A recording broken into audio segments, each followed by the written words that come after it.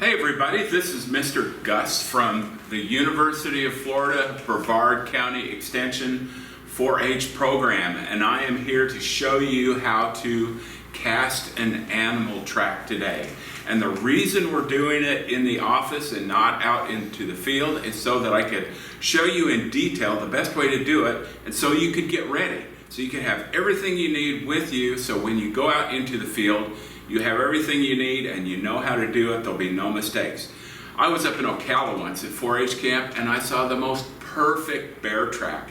And I just said, oh man, I wish I had something to cast this, but I didn't have anything and I had to let it go. So I said, never again. When next time I see a track, I'm gonna be ready. So I carry a little bag with me, I'll show you that in a minute, on how to do this. So today I'm gonna show you how to mix the plaster, how to pour it into a track and make something that you can keep forever.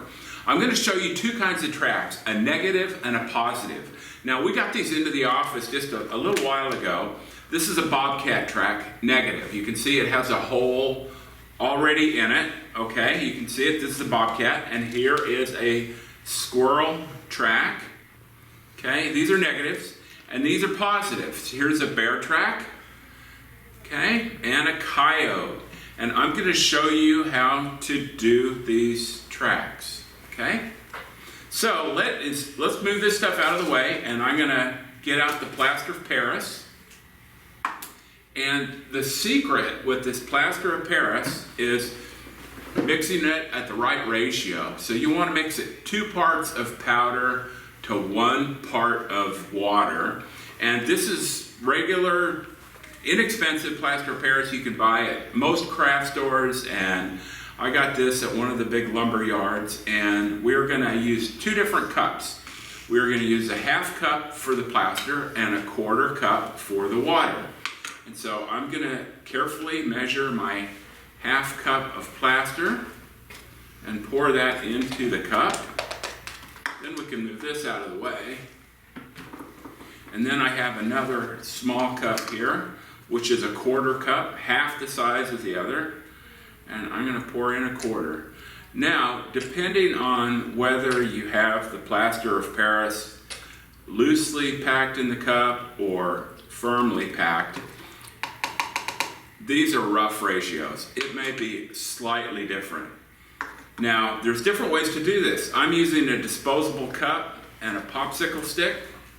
I could be doing this in a Ziploc bag, but hang on with me a little bit while I mix this up. Okay, I think that is about mixed. We are ready to pour our track. So let me move this back over here. And this half cup measurement is about the perfect amount to mix one of these tracks. I have the second track here just in case we have some overflow. And let's see how it goes, okay? This is about mixed to the consistency of pancake batter. So I'm just gonna fill this track up completely. And you know what? I do have a little extra. So I'm gonna do this squirrel. Oh, that's perfect. Divide this up. And then I'm going to shake it a little bit to get it all in the crevices. Now, this is going to take about 45 minutes to an hour to dry. You can mix it a little bit more firm and it'll set a little quicker, but you don't get the detail, okay? So now we've made this, we just got to let it wait. Let us do a big reveal on some of the tracks that we've already done. So I'm going to set Mr. Bobcat, Mr. Squirrel track aside right now. And this is a raccoon track that I did the other day, and I have not looked at this, so we're going to peel it out and see what happens. Drum roll, please.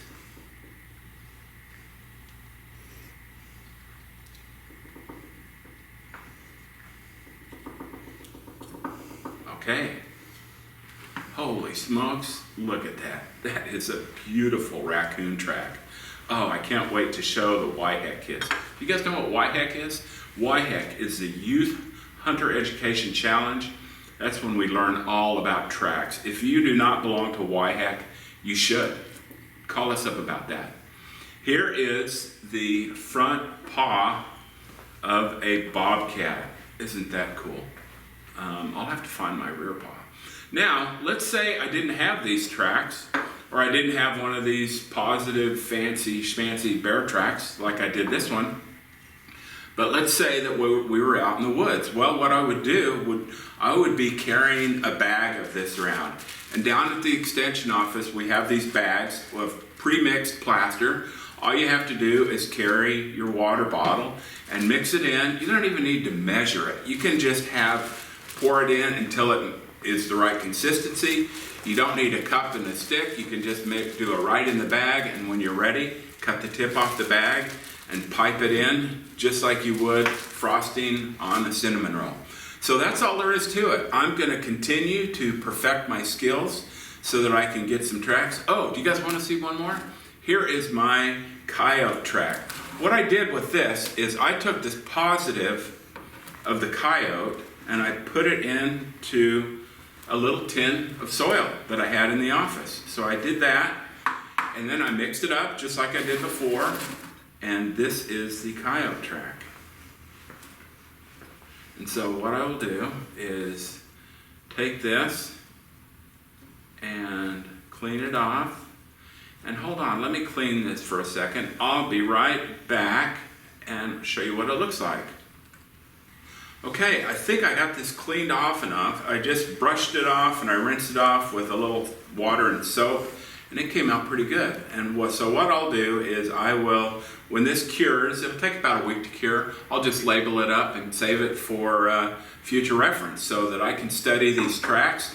So when I go out into the woods, I can look at this track and say, oh, immediately, that's a raccoon track, that's a squirrel, that's a turkey, that's a possum, or whatever. So anyway, it really helps to learn your tracks before you go out into the woods, so when you get there, you're prepared.